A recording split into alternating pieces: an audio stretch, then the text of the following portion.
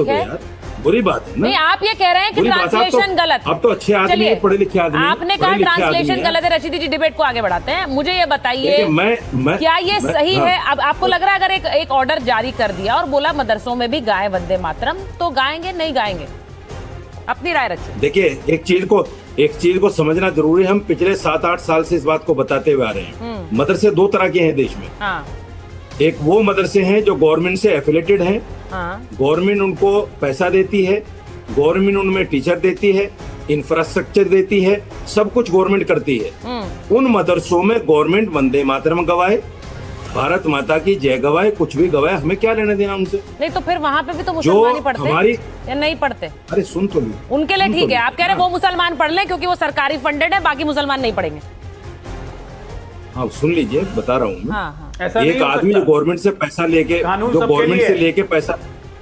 अरे यार फिर बीच में क्यों बोलते हो? बीच में अच्छा, बोलिए। इतना पढ़ा लिखा आदमी, इतना अच्छा आदमी है, बुरी बात है ना। मैं ये कह रहा हूँ कि जो हमारी 2.5% की ज़कात पे चलता है जो मदरसा, उसमें सरकार को सिर्फ इतना अधिकार है, जैसे यूपी में आपने देखा, योगी जी ने कहा कि भाई आप रजिस्ट्रेशन कराओ, हमने रजिस्ट्रेशन करा लिया, बात खत्म हो गई।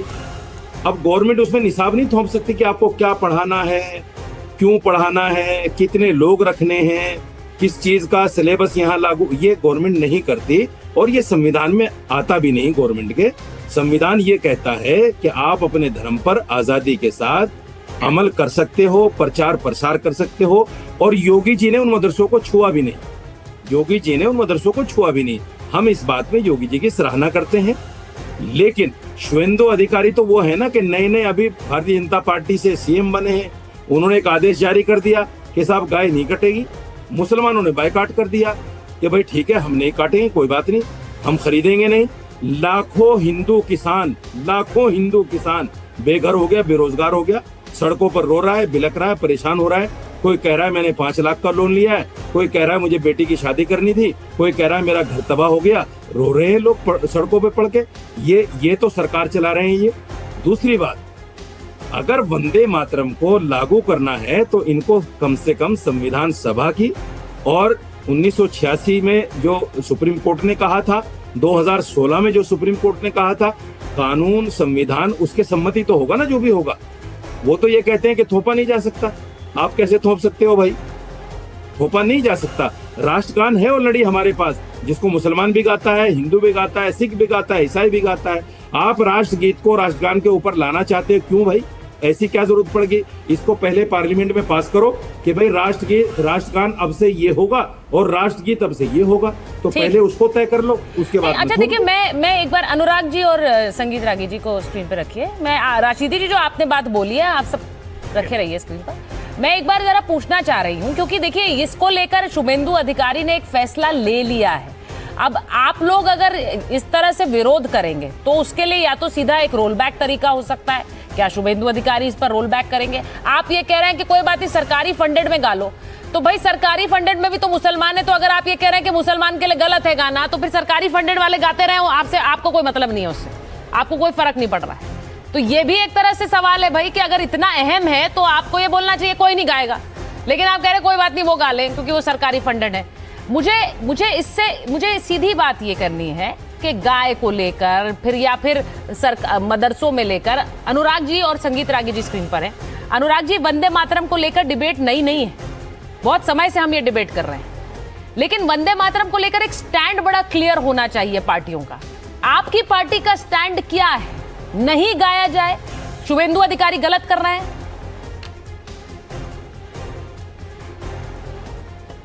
दरअसल में क्या है ना कि सब कुछ महंगा है। जब सब कुछ महंगा है तो मुद्दे को तो डाइवर्ट करना है। अब इस पे कितनी चर्चाएं हो चुकी, पार्लियामेंट में भी चर्चा हो चुकी, हमने अपने कितनी सैकड़ों बहस हो चुकी। क्योंकि अभी डीजल पेट्रोल महंगा हुआ है ना, तो इसलिए नई बातें लानी है जिससे कि ध्यान भटकाना। इसलिए कहते हैं ना, शीर्षक है सब कुछ महंगा। छोटे छोटे सपनों का भी देखो कितना दाम हुआ। बच्चे बोले मिठाई लाना, बापू ने बस सिर झुका दिया। जेब टटोली खाली निकली, कोने में जाकर आंसू निकले।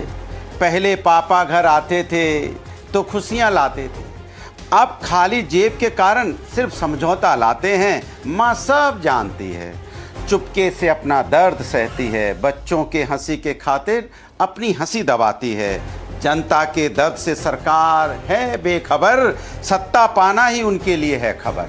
सत्ता कैसे मिल जाए, नफरत की बात करके या मुद्दे डाइवर्ट करके, हमें सत्ता की बात करनी है। देखिए कमाल की बात है, लोग करहा रहे हैं। नीट से कितने बच्चों ने आत्महत्या की, सोचिए, परिवार उजड़ गया होगा। जिस बच्चे ने नीट की तैयारी की होगी, जिनके माँ बाप का बच्चा जाता है, हमारे आपके सबके बच्चे हैं ना, जरा फील करके देखो अपने अपने बच्चों के बारे में। किसी का भी एक बच्चा जाता है ना तो उसकी दुनिया उजड़ जाती है। हमारे लिए क्या है, हमारे लिए सिर्फ डिबेट है, मुद्दा भटकाना। जिनकी दुनिया उजड़ गई नीट से, जो सोचो दोबारा कैसे तैयारी करेंगे, उसकी माँ कैसे जिएगी, जब भी नीट का एग्जाम होगा उस रात उस दिन कैसे माँ बाप के कटेंगे जिनके बच्चे ने सुसाइड कर लिया। सोचो आप आज दोबारा यहाँ पे एग्जाम देंगे तो कैसे उनकी दुनिया कटेगी। कभी हमने इस पर चर्चा की, कभी इसके बारे में सोचा नहीं। एक शब्द में बोल देते हैं नीट की परीक्षा दोबारा से होगी। इतना हल्का शब्द, सोचो आप जिसके बच्चा चला गया है दोबारा से होगी। महंगाई में सोचो कितने लोग अपनी परेशानी में जी रहे हैं। कविता सुनाई, मैं तो सच में बोलूंगी कि मैंने आपका ये अलग रूप देखा, मैंने आपका ये अलग रूप देखा। इसको कविता मत सोचिए। नहीं, आपने मुझे लगता है खुद लिखा होगा, क्योंकि जिस तरह से आप पढ़ रहे थे, मैंने तो उसकी मैं तारीफ करूंगी। आपने एक बड़ा आपका एक अलग रूप मैंने देखा है। लेकिन मैं आपसे ये कहूंगी कि डिबेट कर रहे हैं, मुद्दा भटकाना नहीं है सर, मुद्दे पे लाना है, इसलिए डिबेट कर रहे हैं और इसीलिए मुद्दे पर वापस ला रही हूं आपको। वंदे मातरम पर स्टैंड है कोई आपका? अब देखिए मुद्दे से आप ही भटके, मैंने तो सीधा सवाल पूछा था। मुद्दा भटकाना ही बोलते हैं। अरे सुन तो लो, आप मेरी बात ही नहीं सुनना चाहते, 2 मिनट रुक तो जाइए, आप मुझे बोलने तो दीजिए। मैंने कहा दर्द अगर मुझे है परेशानियों का, उस समय हम बात दूसरी करें तो कैसा होगा। आज की जनता किस दर्द से कहरा रही है आप भी जानते हैं ना।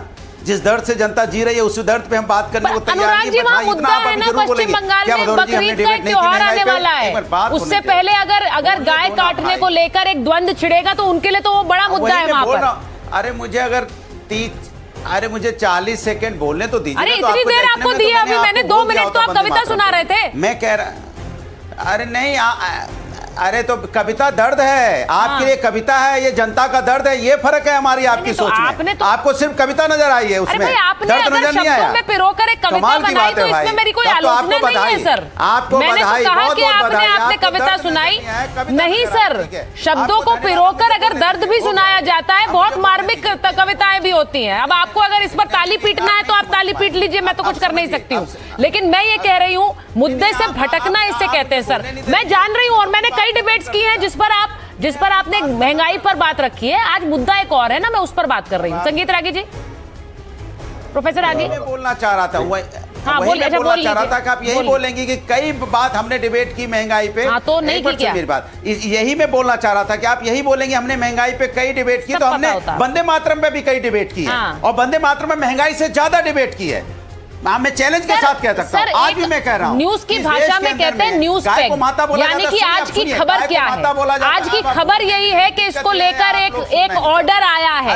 आज की खबर है ये सर, आज की खबर, इसीलिए उस ऑर्डर पर डिबेट कर रही हूँ। प्लीज न्यूज की इंपॉर्टेंस को समझिए सर, ऐसे ही नहीं कर रही हूँ वंदे मातरम पर डिबेट।